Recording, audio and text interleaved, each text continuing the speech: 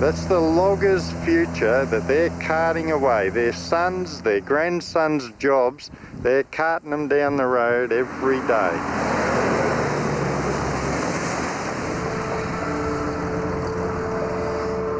These were some of the oldest trees on Earth, and it broke my heart to see them being logged and turned into wood chips to be shipped to Japan to make paper.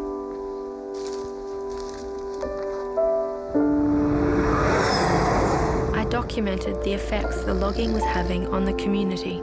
If the wind blows, it blows all the sawdust directly into Burnie, and all the residents in Burnie have been complaining for years and years and years about not only breathing the dust in, but how ill they've been. I wanted to use my camera to help protect the forests. I never imagined my films would get me and others into serious trouble.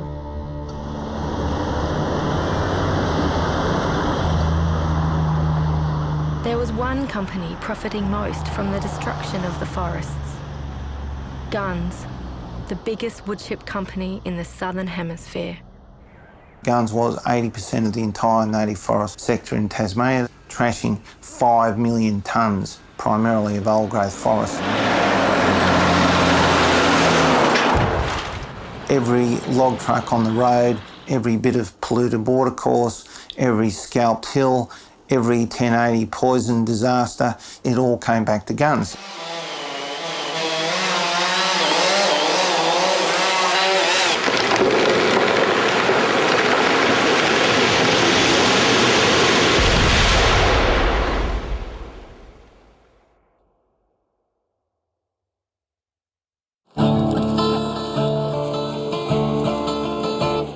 For 3 years, I filmed the campaign to save Tasmania's forests.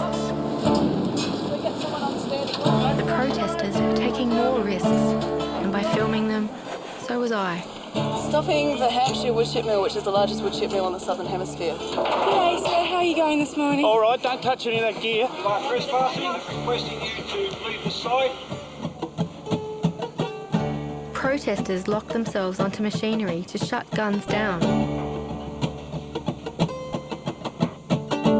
As the campaign escalated, I crossed a line from filmmaker to activist. You are now required to leave. Gentleman will escort you. Okay. Can I just get your name and number, please, yes. for our legal records? Sergeant Tustian, 568. My footage was broadcast on the news. My little video camera defied this giant corporation, exposing the truth and showing how far people were willing to go to stand up for what they believed in.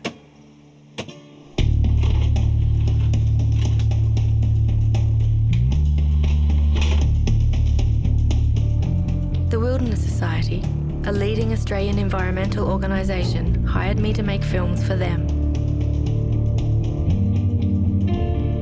So much of our campaigning had become very kind of fact-based. We desperately needed something that would portray the emotion of the campaign, and the material that you introduced in the form of that beautiful little film suddenly actually made the emotion very present.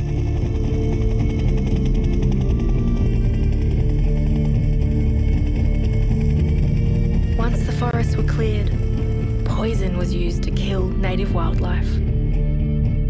The impact of those was quite profound. You go into a meeting anywhere in the world, and I used them all over the world, and after 7 minutes, they'd be shocked and saying, wow, this is a big problem.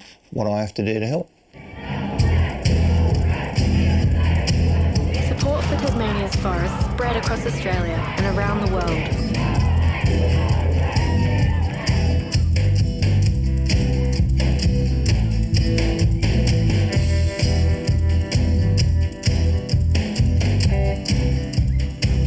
But not everyone agreed. The fight to protect the forest deeply divided Tasmania.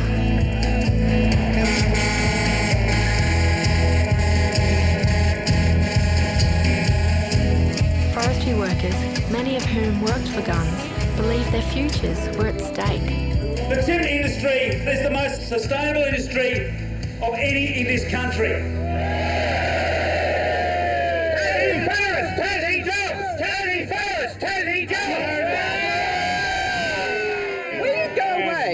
And just carry on with your own thinking. And you carry on with yours. Bullying. Hey? Stop being such a bully. I'll get a job and leave ours alone.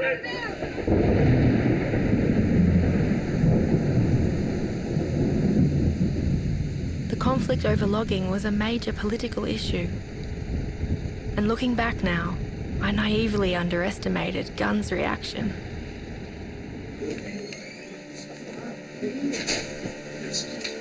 Just before Christmas, a strange man in black appeared at my office with a shocking delivery.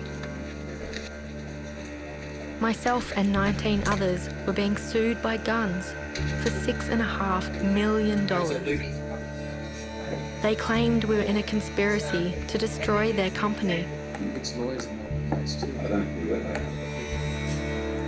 We became known as the Guns 20.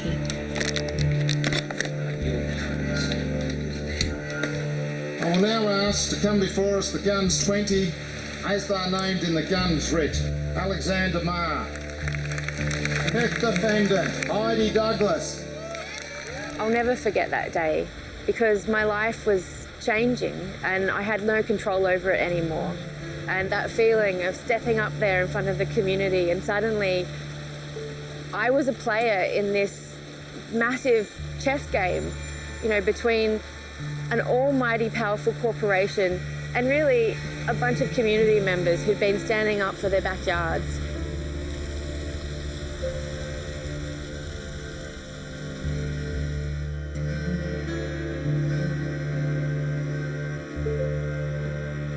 The Guns 20 defendants were a disparate group.